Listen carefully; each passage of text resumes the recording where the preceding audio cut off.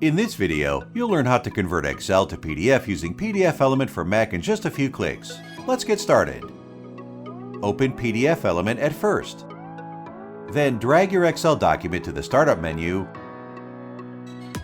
or navigate to the File menu and select PDF from File under the Create tab. Now, if the layout and format is well, just head to the File menu again and choose Save As. Then choose a saving location with a pop-up window and click Save. When the process is done, you will see your Excel document has been converted to PDF file successfully. If you found this tutorial helpful, please don't forget to like the video and subscribe to our channel. Click the link in the description to try out PDFelement for free today, and we'll see you next time.